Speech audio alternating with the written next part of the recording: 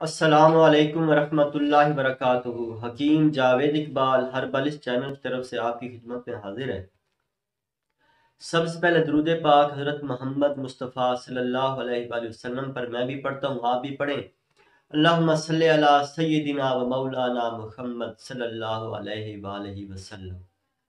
آج جس موضوع کے اوپر ہم نے گفتگو کرنی ہے یا جو آج کا ہمارا ٹاپک ہے وہ ہے حاملہ خواتین کی الٹیاں، یعنی حمل کے دوران الٹیوں کا کثرت سے آنا۔ یہ آج کا ہمارا موضوع ہے۔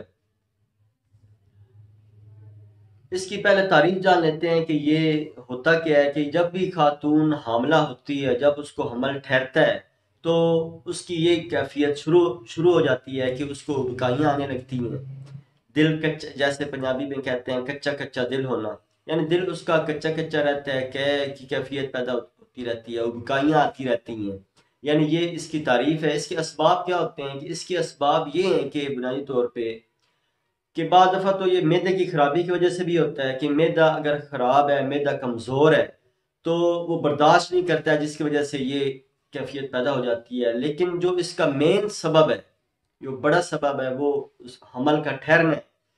ہوتا کیا ہے کہ جو خاتون کو مینسز ماہانہ آ رہے ہوتے ہیں، جب وہ پراپر طریقے سے بند ہو جاتے ہیں، یعنی حمل ٹھہر جاتا ہے، تو ہوتا کیا ہے کہ وہ جو رحم کی جو ہوا اور گیس ہے وہ معدے کی طرف، جب معدے کا رخ اختیار کرتی ہے تو اسی وجہ سے جو ہے وہ قے اور ابکائیاں اور الٹیوں کی کیفیت پیدا ہو جاتی ہے۔ یہ اس کا مین کہہ لیں کہ یہ سبب ہے۔ اس کے علاوہ بعض خواتین کی عادت ہوتی ہے تیل سے بنی ہوئی یا چکنائی والی غذاؤں کا زیادہ استعمال، یا یہ کہہ لیں کہ پکوڑے سموسے یا ایسی غذاؤں کا زیادہ استعمال، یا فاسٹ فوڈز وغیرہ جو ہیں ان کا زیادہ استعمال۔ ہوتا کیا ہے کہ پہلے، حالانکہ وہ پہلے کھا رہی ہوتی ہیں، ان کو کچھ نہیں ہوتا، لیکن جب بھی حمل ٹھہرتا ہے تو ایسی غذائیں جب لگاتار کھا رہی ہوتی ہیں تو کیونکہ معدہ کمزور ہو چکا ہوتا ہے اس گیسز کی وجہ سے، جو نیچے سے گیس اوپر کی طرف جاتی ہے تو وہ معدہ برداشت نہیں کرتا ہے، جس کی وجہ سے فوری طور پہ الٹی یا کیا کی یا یہ کیفیت پیدا ہو جاتی ہے۔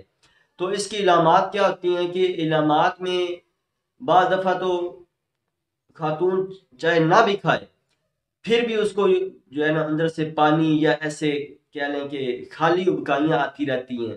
اگر وہ تھوڑا سا کوئی ٹھوس غذا کھا لیتی ہے تو فوری طور پہ کیا آ جاتی ہے، باہر خارج ہو جاتی ہے، یعنی خوراک باہر خارج ہو جاتی ہے۔ اس کے علاوہ اگر پانی بھی پیے، پانی بھی باہر خارج ہونا شروع ہو جاتا ہے، یعنی یہ اس کی مین علامات ہوتی ہیں۔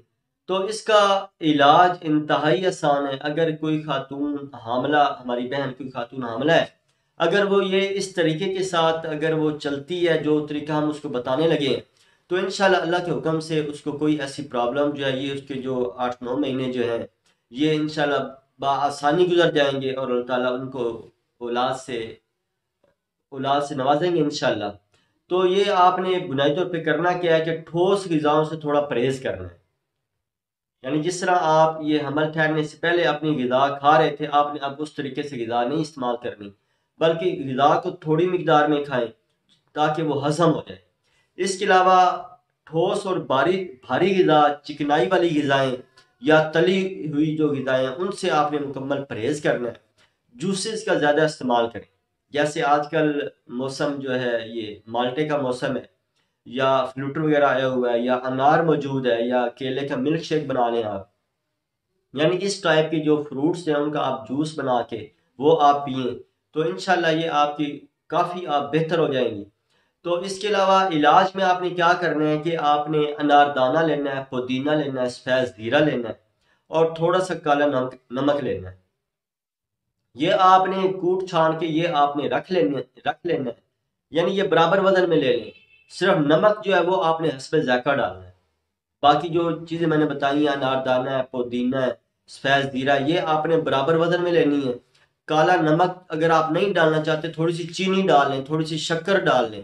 ان تمام کو آپ نے گرائنڈ کرنے کے بعد جب بھی آپ کھانا وغیرہ کھاتے ہیں یا کھانے سے پہلے آپ نے اس کی 2-3 چٹکیاں آپ نے منہ میں رکھ کے چبا جانی ہیں، یعنی کھانے پینے کے بعد بھی یہ آپ تھوڑی سی مقدار منہ میں ڈالیں اور چوس کے آگے گزار دیں۔ یہ لذیذ سا ایک چورن سا بھی بن جائے گا۔ اگر یہ آپ لگاتار استعمال کرتے ہیں تو انشاءاللہ آپ کافی بہتر ہو جائیں گے۔ اللہ تعالیٰ میرا اور آپ کا حامی و ناصر ہو۔ السلام علیکم ورحمۃ اللہ وبرکاتہ۔